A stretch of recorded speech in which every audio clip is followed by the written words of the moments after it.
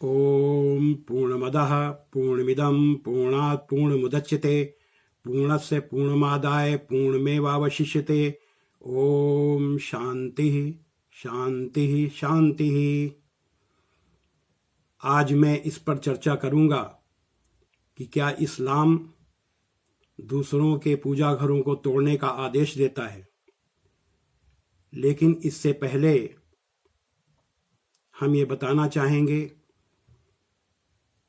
कि सामाजिक एकता, शांति, सद्भाव, प्रेम और भाईचारे के लिए इस्लाम पर जो मैं बोलने जा रहा हूं उसे गैर मुस्लिमों को सुनना तो जरूरी है ही, लेकिन उससे ज्यादा जरूरी है मुसलमान भाइयों को सुनना, क्योंकि इससे इस बात का पता चलेगा कि वो अपने हिंदू भाइयों को इस्लाम के बारे में कैसे बताएं जिससे गलतफहमियां दूर हों और आपसी प्रेम भाईचारा बढ़े। यह तरबियत का काम है। इस्लाम के विरोधियों ने इस्लाम को बदनाम करने के लिए पूरी दुनिया में सुनियोजित तरीके से इस बात का प्रचार किया कि इस्लाम में दूसरों के पूजा घरों को तोड़ने का आदेश है। लेकिन इस बात पर चर्चा करने से पहले मैं ये बताना चाहता हूं कि शुरुआत में जिस वेद मंत्र का पाठ हमने किया है उसका मतलब क्या है। यह मंत्र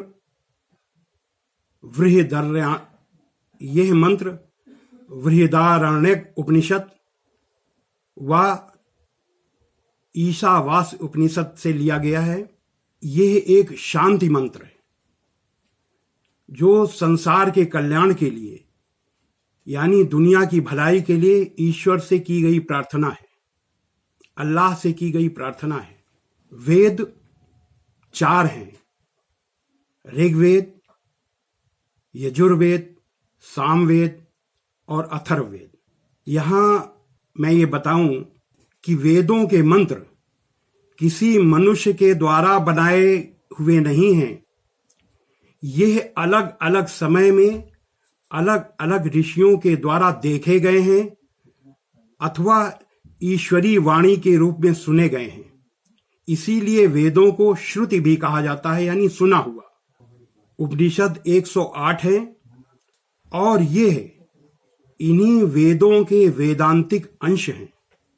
शुरुआत में जिस वेद मंत्र का हमने पाठ किया है उसका मतलब है कि वह ईश्वर पूर्ण है और उसका बनाया हुआ यह ब्रह्मांड भी पूर्ण है, क्योंकि पूर्ण से पूर्ण ही पैदा होता है। उस पूर्ण परमेश्वर ने, उस पूर्ण ईश्वर ने, उस पूर्ण अल्लाह ने अपने से यह पूर्ण ब्रह्मांड निकाल दिया, बना दिया, फिर भी वह पूर्ण है। आगे ओम शांति शांति शांति का मतलब है ऐसे अल्लाह से, ऐसे परमेश्वर से प्रार्थना है कि वो हम सबको दैहिक यानी डर, निराशा आदि, दैविक यानी बाढ़, भूकंप, तूफान आदि, भौतिक यानी बीमारी, दुर्घटना, गरीबी आदि, इन तीनों प्रकार के कष्टों से बचा ले। यहां पर अभी मैंने बताया कि इस मंत्र में है कि पूर्ण से पूर्ण को निकाल देने पर पूर्ण ही बचता है, जबकि अंक गणित में किसी भी बड़ी से बड़ी संख्या से उसी संख्या को घटाने में 0 बचता है।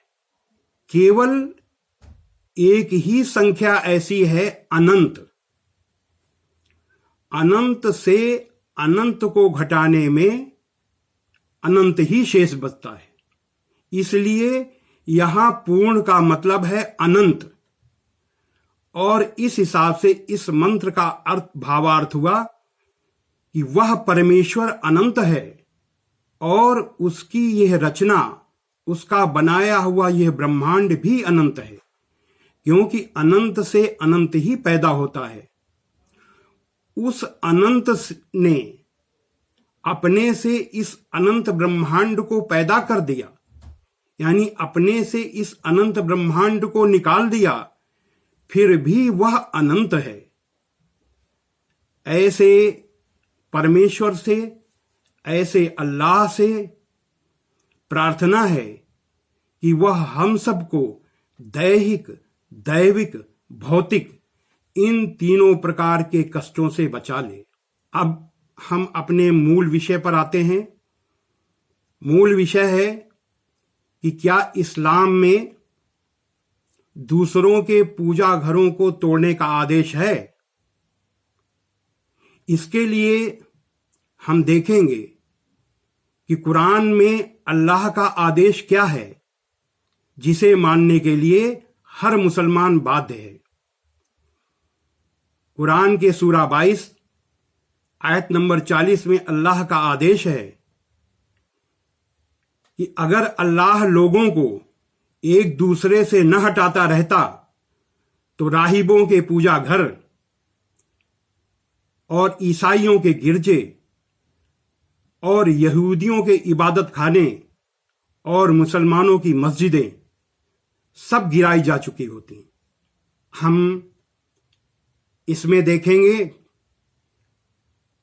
कि कुरान में अल्लाह का आदेश क्या है, जिसे मानने के लिए हर मुसलमान बाध्य है। कुरान के सूरा 22 आयत नंबर 40 में अल्लाह का आदेश है कि अगर अल्लाह लोगों को एक दूसरे से न हटाता रहता तो राहिबों के पूजा घर और ईसाइयों के गिरजे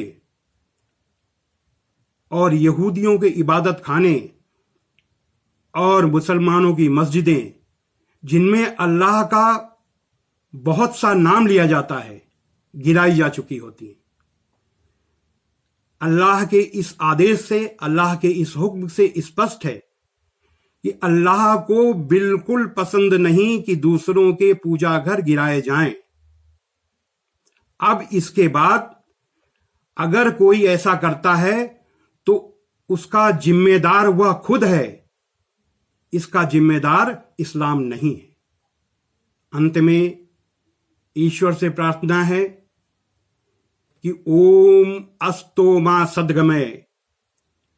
हे ईश्वर, हे अल्लाह, हम सबको असत्य से सत्य की ओर ले चलो। तमसो मा ज्योतिर्गमय। हम सबको अंधकार से प्रकाश की ओर, यानी अज्ञान से ज्ञान की ओर ले चलो। मृत्योर्मा अमृतम गमय। हम सबको मृत्यु से अमरता की ओर, यानी जीवन और मरण के बंधन से मुक्ति की ओर, जन्नत की ओर ले चलो। ओम शांति शांति शांति। अर्थात हे ईश्वर, हे अल्लाह, हम सबको दैहिक, दैविक, भौतिक इन तीनों प्रकार के कष्टों से बचा लो।